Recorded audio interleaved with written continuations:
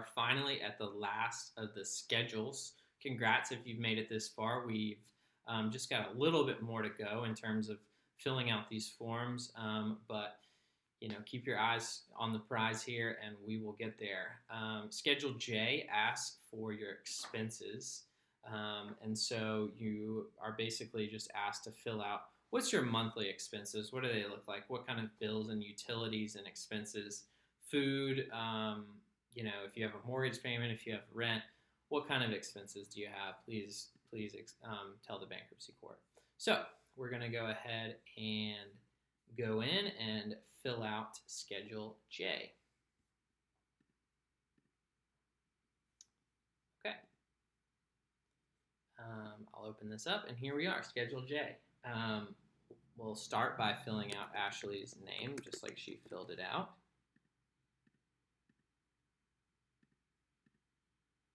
And here we are. Part 1, describe your household. The first thing that it asks is this a joint case? In Ashley's case, like we've discussed, it's not a joint case. She's filing bankruptcy by herself. So the answer to that would be no.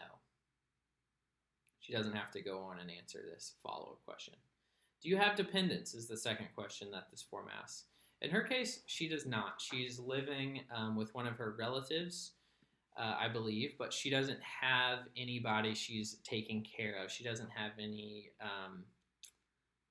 daughters or sons or relatives that she's in charge of.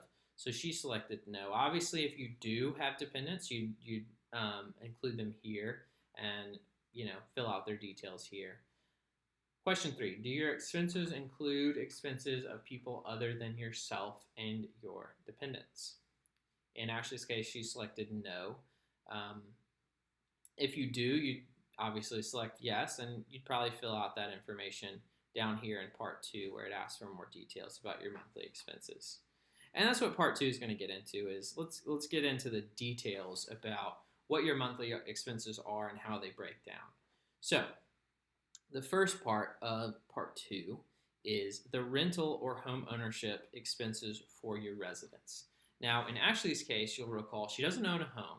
She's not actually a party to a lease, but she does live with either a friend or a relative. And so she listed here that her monthly rental or home ownership expenses were $600.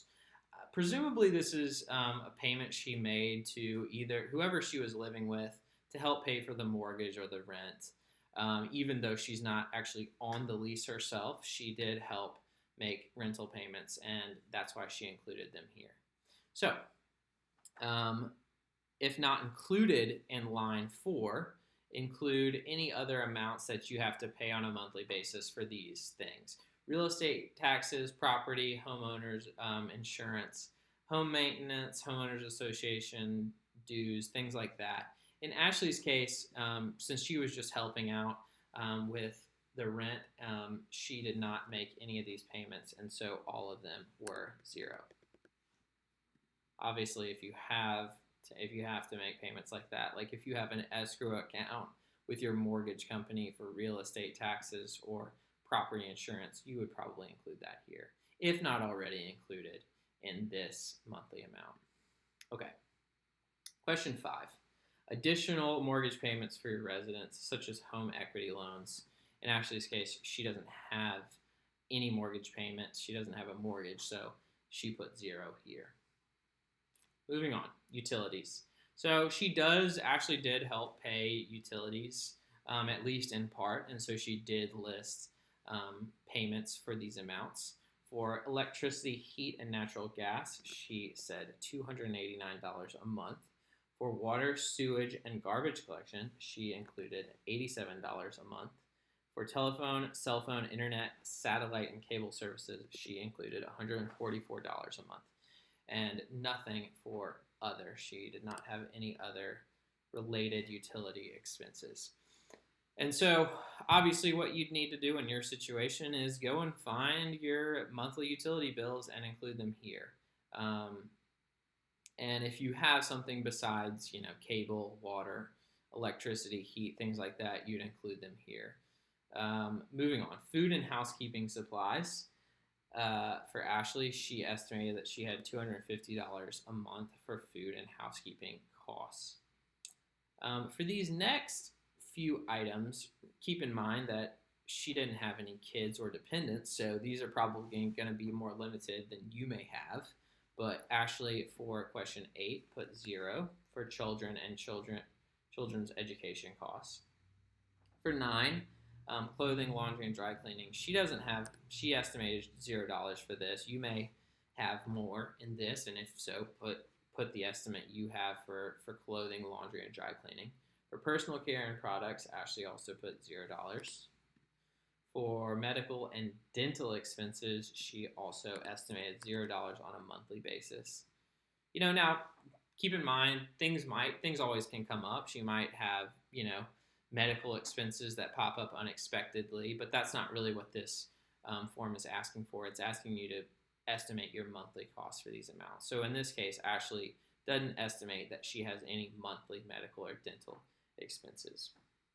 Okay, transportation is the next one. This would include the cost of gas. This would be the bus or train fare, things like that. Obviously, don't include car payments. That's included elsewhere on this schedule.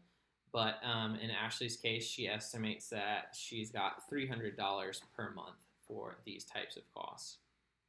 For the next few lines, I'm not going to get into too much detail because she's selected $0 for most of them, and that includes entertainment, clubs, recreation. She puts $0. Charitable contributions, $0. And then insurance. So in her case, she does actually pay vehicle insurance, and so she put $170 a month. For other types of insurance, she said that she has $0, and that includes life insurance, health insurance, and any other insurance. Again, if you have these types of expenses, you'd want to include them. Taxes. In her case, she does not include any taxes that she pays in addition to the taxes that are deducted from her pay. So she's already included her payroll deductions in Schedule I, recall, and she doesn't have any extra taxes above and beyond that. Okay, so installment or lease payments. This would include, for example, the car payment that she has. And so the car payment for her vehicle, she lists as $372 per month. You would list whatever that is. If you have another car, you'd list that amount as well. In her case, she just has one car, so for all of these other amounts, she's going to select $0. Okay.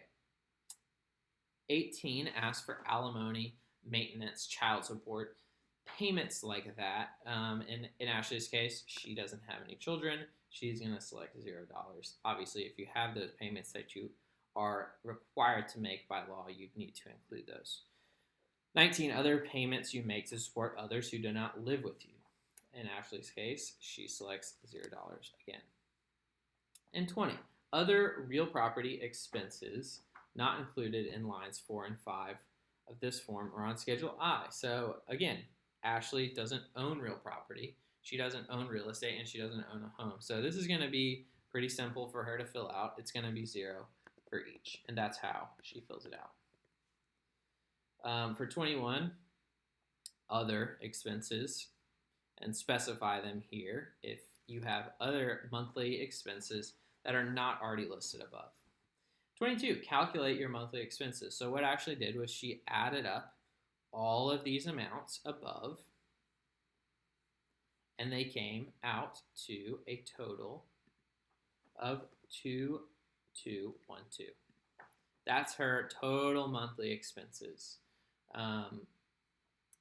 22B asked to copy line 22 from official form 106J2. In our case, this is only for a situation where you have a joint case, and we don't have a joint case here. So there's no amount that's going to be copied for Ashley, and she left this line blank. And 22C just asked to add up these amounts. And so the total amount is going to be 2,212.